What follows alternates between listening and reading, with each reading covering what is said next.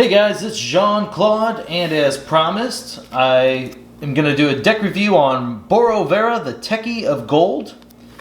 I got to play this in chainbound, Friday night, and I went undefeated. It was actually pretty interesting. There was a little bit of clunky draws, which I was a little bit worried about, but overall it was pretty strong. I'm going to talk a little bit about the deck itself. So, Blood Money and Dew Fairy, just great ways to get 2 Amber. Other than that, just nothing real special about these cards. Put them first because they don't really do too much other than, there's a lot of removal in this deck, so this card's pretty good. Getting the 2 Ambers, very reliable. You get it usually the second you play that card.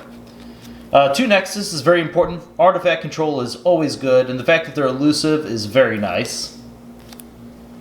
Now, Master Plan in this deck, there's so many decks where I see Master Plan, and you are actually trying to build to something amazing. Well, I think in this deck, it's best to burn through as many cards as you can. And what I found was best under Master Plan is actually something like a Chota Hazri. So you throw this under there and you're able to set up for a big turn to where you can forge a key. And good news, if your opponent uses your Master Plan, they're just getting a Chota Hazri and they're actually losing an Amber because they're not expecting you to put that under there.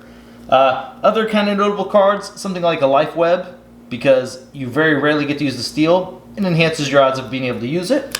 Actually, Full Moon's pretty good in there with it. Just being able to, no matter what house you call, get an Amber for each creature. Hunting Witch because of that same reason. Unguarded Camp was another card that was interesting with it. As soon as I could start building a couple different houses with the creatures, I could then Master Plan an Unguarded Camp. And same with War Song. It meant I didn't have to just have Bravnar as the only house that could fight. I actually have Ancient Bears in here that are pretty good.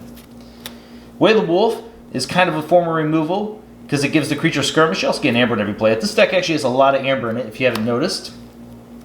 Ancient Bears, this free damage from the assaults is just really good against opposing Hunting Witches, a lot of Shadows creatures, whether it's Naughty the Thief or Urchins, just really all around solid.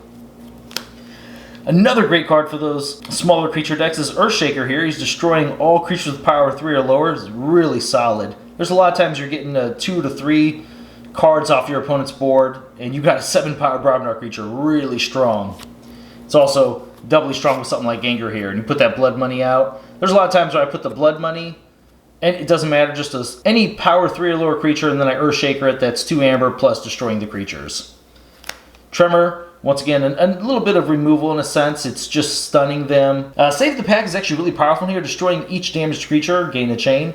Well, first off, there's a combo here. You got the common cold, so it's 1 damage to each creature, and then you may destroy all Mars creatures. This will help you get rid of your opponent's board if you have just a couple creatures out and they're maybe starting to run away with it. Great combo to have, but there's also just tons and tons of spread damage we have in here. Little ways to do a bunch of different damage. Phoenix Heart does 3 damage to each creature in play. I actually put this on the Earthshaker in the tournament, and what an amazing effect. Wiping creatures then, and then I have an Earthshaker again to use all over again. Really strong. So yeah, Save the Pack. We'll do a lot of different things in here because wait till you see all this damage I have in here. We just went over Phoenix Heart. Here's Punch, it's 3 damage. Mighty Javelin can do 4 damage. Pawn Sacrifice, you sacrifice a creature and you spread out 3 damage. It's amazing. Special Delivery, great for purging, and once again 3 damage. So it's okay if you don't necessarily kill a creature with these right away. Sometimes it's just nice to get the 3 damage on the creature, so maybe if it has a fight effect, that creature can't use it. It's really good. Like if they're, you do this 3 damage to a Dodger, suddenly Dodger can only fight 1 power creatures to get the steal effect, or elusive. But yeah, it's amazing. There was times where I set up something like this or a Punch, and the next turn I was able to Relentless Whispers after I drew it. Take out a 5 power creature, you also get steal. Now we're also on to the steal cards.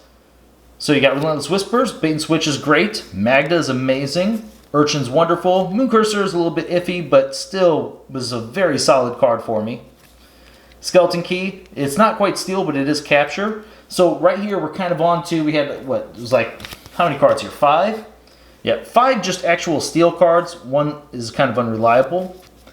But now we're on to like the rest of the Amber control. So you have the Skeleton Key. Bumpsy makes them lose an Amber. Crump, he was actually really good too. This is another great target for that Phoenix Heart. Make them lose maybe 1 or 2 Amber. Phoenix Heart it back to your hand so you can continue the Amber loss. And then the last 2 cards of the deck are Mermooks.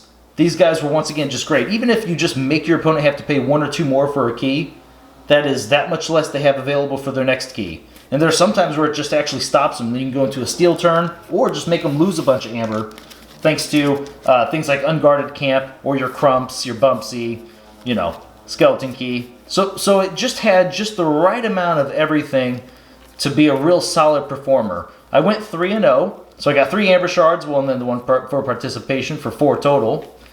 But yeah, the deck performed just about as well as I would like it to. I said there isn't like much draw or anything, so it does make it a little bit clunky. You have to be really aggressive with your mulligans, because if you just draw a whole bunch of damage, that's not really good enough. You want probably like a damage and a creature in each house, and that's another important thing. I just want to point out one last thing here before I put this deck away.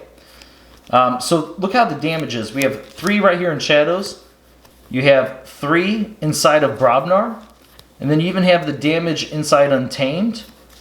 And then you have the removal just all kind of around the different houses. It's really nice when you have it spread out amongst all the different houses, because that means anytime you call a house, it's very, very reliable that you are able to drop some creatures and then either have damage ready for that turn or a following turn.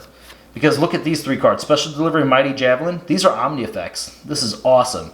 And you get an Amber every time you play it. So, yeah, this deck, really good. Lots of Amber, a little bit of Amber, well, more than enough Amber control, and just an all-around solid performer. Alright, well, I hope you guys like this deck review, and let me know down in the comments. Maybe I'll do some more of these in the future. Alright, well, thanks for watching. I'll see you next time.